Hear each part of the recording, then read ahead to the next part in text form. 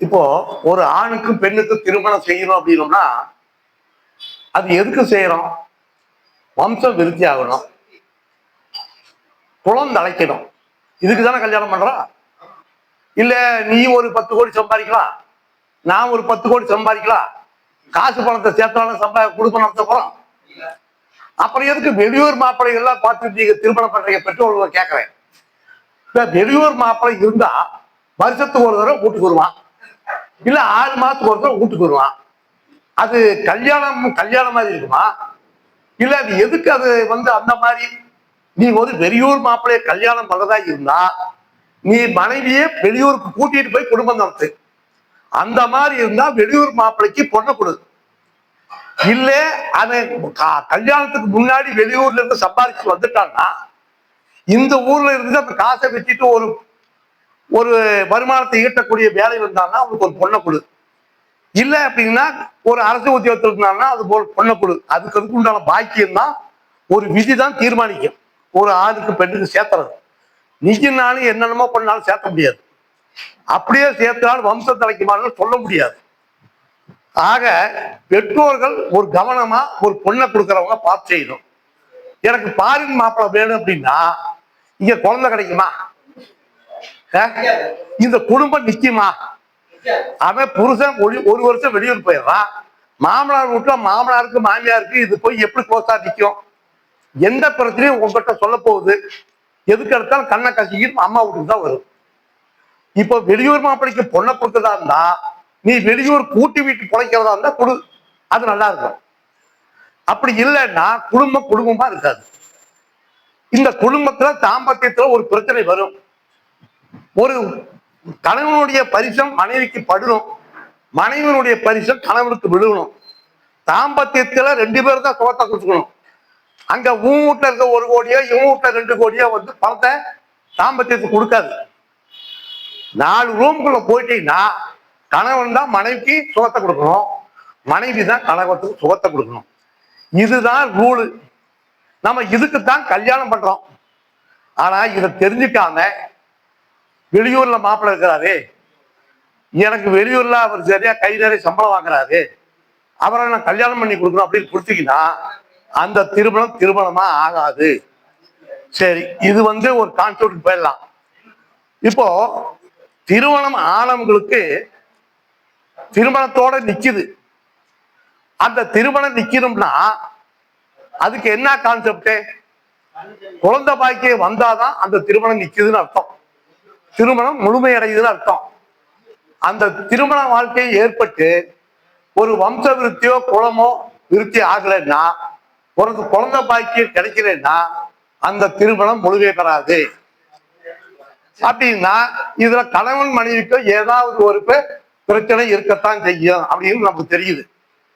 ஒரு ஆணுக்கு பெண்ணுக்கு திருமணம் பண்ணணும்னா 1 வருஷம் 2 வருஷம் 3 வருஷம் குழந்தை பெற்றாகும். அப்படி இல்லை 10 வருஷம் 15 வருஷம் தள்ளி போகுதுன்னா அதுல ஏதாவது ஒரு குறைபாடு இருக்குதுன்னு அர்த்தம். இவரு நம்ம குரு அகாடமியினுடைய விஜயகுமார் என்னங்கிறாரு, அந்த காலத்துல ஒரு நவதானியத்துல போட்டு ஒரு முளைப்பாரி பண்ணி நல்லா வளர்ந்தா அந்த அம்மாவுக்கு வீரியம் நல்லா இருக்குதுன்னு சொல்றாங்க. அதுக்கப்புறம் என்ன சொல்றாரு, யூரின்ல சட்டியில விட்டு நவதானியத்துல விட்டா பரவாயில்லன்றாரு. இதெல்லாம் இப்ப ஆகுமா? யாருக்காவது போய் வளர்ந்த தானியத்துல போய் மலைப்பாடியை போடுன்னா அதுக்கு போட போறதில்லை. ஒரு ஆண் ஒரு நவதானியத்தை சட்டியில போட்டு யூரினை பாஸ் பண்ணணும்னா அது அவ்வளவு கருத்தா எனக்கு தெரியல. ஆனா சொல்றாரு. ஆனா இப்போ ஜோதிடத்துல பீஜ பலம் சேத்திர பலம் 2 இருக்குது. ஆணுக்கு பார்க்கறது பீஜ பலம், பெண்ணுக்கு பார்க்கறது சேத்திர பலம். இது 2 பலமும் நல்லா இருந்தது அப்படின்னா அவருக்கு வீரியம் வித்து நல்லா இருக்கும். சேத்திர பலம் நல்லா இருந்ததுன்னா அந்த நிலம் நல்லா இருக்கும், உழுவுறதுக்கு விதை விதைச்சா பயிர் முளைக்கும். நிலம் நல்லா இருக்கணும், விதை நல்லா இருக்கணும். இது 2லயும் கோலா இருந்ததுன்னா நல்ல விதை போட்டாலும் முளைக்காது, நிலம் கெட்டு போச்சுன்னா எந்த வளம் போட்டாலும் முளைக்காது. அப்போ ஜோதிடத்துல என்ன சொல்லுது அப்படின்னா, பீஜ பலம் அப்படின்னா ஆணுக்கு சொல்லுது. அப்போ ஆணுக்கு சொல்ற கிரகம் என்னன்னா சூரியன். ஆணுக்கு களத்திரக்காரர்கள் சுக்கிரன், உத்தரக்காரர்கள் குரு. ஒரு ஆண் ஜாதகத்துல சூரியன் டிகிரி, சுக்கிரன் டிகிரி, குரு டிகிரி மூணையும் கூட்டிங்க. மூணையும் கூட்டி 360 இருந்தா அப்படியே வச்சிருக்கீங்க. 360 மேல போனா 360 கழிச்சிருக்கீங்க. மீதி உள்ள டிகிரி இப்ப 241 டிகிரி வச்சிருக்கீங்க. 241 டிகிரினா 240 டிகிரி விருச்சத்துல முடிஞ்சுதா? 240 விருச்சத்துல முடியுது. 270 தனுசுல முடியுது. இப்ப மீதி ஒரு டிகிரி இருக்குல்ல, அந்த ஒரு டிகிரி மூலம் 1ஆம் பாதமா? மூலம் 1ஆம் பாதமா?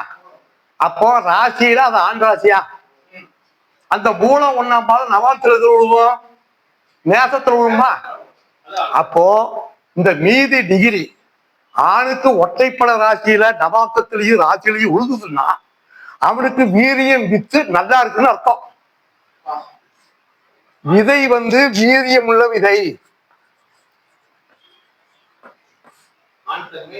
அப்படின்னு அர்த்தம், நல்லா இருக்குன்னு அர்த்தம்.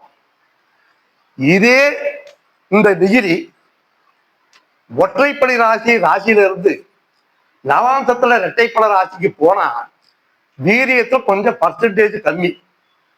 அந்த பர்சன்டேஜ் குணப்படுத்தணும்னா வைத்தியத்துக்கு பார்த்துக்கலாம். வைத்தியத்துல எத்தனையோ முறை இருக்கு. இப்போ லேட்டஸ்ட்ல அந்த வீரியம் நல்லபடியா இருக்கிறது வைத்தியருக்கு பார்த்துக்கலாம். சப்போஸ் இந்த டிகிரி ஆணுக்கு பெண் ராசியிலையும் விருச்சகத்திலும் பெண் ராசியிலும் இந்த நவாக்கத்திலையும் பெண் ராசியில வந்தா இந்த வித்து பொய்யான வித்து. இந்த வித்து எக்காரணத்தை கொண்டு முளைக்காது. வைத்தியம் பார்த்தாலும் அதுக்கு நன்மை கிடையாது. உயிரணுக்களுடைய பர்சன்டேஜ் 0. இதுக்கு நீ ஒண்ணுமே பண்ண முடியாது. அதே மாதிரி சேத்திர பலம்ங்கிறது பெண்ணுக்கு பார்க்கணும். தெரியாம கல்யாணம் பண்ணிக்கிட்டா ஏன் குழந்தை லேட்டா வருதுன்னா இதை பார்க்கணும். அப்ப பெண்ணுக்கு பார்க்கும்போது சந்திரனுக்கு, பெண்ணுக்கு சொல்றது சந்திரன், பெண்ணுக்கு களத்திர காரகங்கள் செவ்வாய், புத்திரக்காரன் குருதான். பெண்ணுக்கு இந்த 3 கிரகத்தினுடைய டிகிரியை கூட்டி 3வது கடைசியான டிகிரி ராசியில பெண் ராசியிலையோ நவாம்சத்துல பெண் ராசியில உழுதுது அப்படின்னா கருமுட்டை கர்ப்பப்பை நல்லா இருக்குன்னு அர்த்தம். இந்த விதைய நல்லா தாங்கிக்கும். இந்த விதை போய் கருமுட்டையில தொட்டுச்சுன்னா உடனே அது ஒட்டிக்கிட்டு போய் கர்ப்பப்பைக்கு போயிடும். புரியுதா? கர்ப்பப்பையில எக்காரணத்துக்கு கூட கோளாறு வராது, குறை பிரசவம் ஆகாது, அபார்சன் ஆகாது. விதையும் ஸ்ட்ராங்கா இருந்து இந்த மாதிரி நிலமும் ஸ்ட்ராங்கா இருந்ததுன்னா தண்ணி ஊத்தணும். அடிக்கடி தண்ணி ஊத்தத்தான் விதை செடியாகும், செடி மரமாகும், மரம் காய் காய்க்கும், பூ பூக்கும். விதைய நிலத்துல ஊனிட்டு ஆமா பூ பூக்கும், காய் காய்க்கும். எப்படி வச்சுக்க? தண்ணி வாய்க்கிற இடம். பம்பு செட்ல தண்ணி வரணும். பம்பு செட்ல காத்து வந்ததுன்னா எந்த விதை போட்டாலும் அந்த நிலத்துல முளைக்காது. தண்ணி பாய்க்கிறது நல்லா இருக்கும். இப்ப தண்ணி பாய்க்கிறது இந்த விதையில நிலத்துல போட்டேன் அப்படின்னா எக்காரணத்து கொண்டும் நீ மகசூலை எடுத்துக்கலாம். எக்காரணத்து கொண்டும் விதை நல்லாக்கணும், நிலம் நல்லாக்கணும். விதை நல்லா இருந்து நிலம் நல்லாட்டீங்கன்னா அந்த விதையை ஊன முடியாது. எப்பவுமோ அகலமா ஊடாம ஆழமா ஊடுது. ஊடுத்தான் தான் விதை முளைக்கும். இல்லைன்னா ஏனா போனமா நீ உழுதுட்டு ஏனா போனமா நானும் விதை விதைச்சேன்னா அது மரமாவாது, செடியாவாது, அப்படியே பட்டு போயிடும். வெய்ய காலத்துல தண்ணீர் அதிகம் பாய்ச்சணும். எப்பவுமே ஒரு வளர்ச்சி அப்படின்னா ஒரு குளிர்ச்சி இருக்கணும். வளர்ச்சி இருக்கணும்னா குளிர்ச்சி இல்லைன்னா வளராது. அதுக்கு தகுந்த வெயில் இருக்கணும். அந்த மாதிரி ஒரு வித முட்டையை செலக்ஷன் பண்ணீங்கன்னா அந்த விதை நிலத்துல போட்டீங்கன்னா அந்த விதை உயிரணுக்கள் தாம்பத்தியத்துல அந்த கருமுட்டையை உடைச்சுக்கிட்டு போய் கர்ப்பப்பையில உழுவும். உழுந்ததுன்னா வீரியம் மிக்க குழந்தை பறக்கணும்னு அர்த்தம். சொத்த சோட பிறக்காது. அது அம்சத்தில் நல்லபடியா பிறந்து நல்லபடியா தகப்பனுக்கு ஒரு பேரை கட்டி கொடுக்கும். நீ ஏனோதான கல்யாணத்தை பண்ணி பணக்கார மாப்பிள்ள அங்க இருக்கிறான், எனக்கு பாரியில் இருக்கிறான் பொண்ணை கட்டி வச்சுன்னா இது பொய்த்து போச்சுன்னு வைக்கி ஒண்ணுமே குறையிடாது. நிலம் பாட்டுக்கு இருக்கும், விதை பாட்டு இருக்கும். இது காஞ்சி போய் களமுள்ளு பொழைச்சிக்கும். அது பம்பு இது விதை காஞ்சி போய் கருவா போயிடும். ஒரு நிலத்துக்கு ஒரு விதையை போட்டீங்கன்னா அது நல்லா ஆழ உழுது விதையை போட்டு விதைக்கணும். அதுக்குத்தான் நம்ம ஒரு நிலத்தை பண்ணையம் பண்ணி 10 மாசம் அறுவடை அடிக்கணும். இல்லைன்னா அந்த விலையை புண்ணியமே இல்லை. இப்ப நெல்லுக்கு நீர் பாய்ச்சணும். நீர் பாய்ச்சினா நெல்மணி வளருது, 10வது மாசம் அறுவடை ஆகுது. நீ நெல்லை வச்சு விட்டு நீ நெல்லை எதுக்கு பண்றாங்கன்னா நெல்லு நாத்தோட பொறுக்கி வேற பக்கம் தான் நடக்கணும். நெல் அங்கேயே இருந்து அங்கேயே பழக்காது. நெல்லும் ஆணும் பெண்ணும் சேர்ந்து ஒண்ணு. புரியுதா நான் சொல்றது? நெல் நாத்தை பிடிக்கி இன்னொரு பக்கம் நட்டாத்தான் நெல் வளரும். நட்டா மட்டும் பார்த்தா தண்ணி பாய்ச்சிடும். தண்ணி பாய்ச்சி நல்லபடியா இருந்ததுன்னா அந்த நெல் நல்லபடியா வளரும், நல்லபடியா மகசூல் தரும்.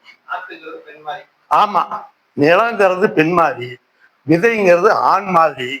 அந்த நிலமும் விதையும் நல்லபடியா இருந்து நல்லபடியா பண்ணணும் அப்படின்னா அது செழிக்கும், 1000 காலத்து பயிரா வளரும்.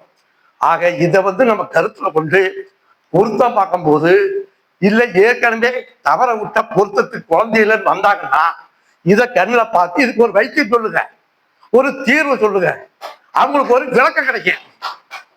ஆக இந்த அளவுல எனக்கு இன்றைக்கு பேசுகிறதுக்கு வாய்ப்பு கொடுத்த ஆணையை பாலகிருஷ்ண ஐயா அவர்களுக்கு எனது நெஞ்சார்ந்த நன்றியை தெரிவித்துக் கொண்டு அடுத்த வேறொரு பதிவில் உங்களை சந்திக்கிறேன். அது வரையில் உங்களை இருந்து விடைபெற்றுக் கொள்வது உங்கள் ஜோதிடர் அன்னை ஆர்வடிவேலு, வட்டாட்சியர் ஓய்வு மோகனூர். என்னுடைய செல் நம்பர் 99 528 26 126. மற்றொரு செல் நம்பர் 95 147 78 968. ஓகேங்களா?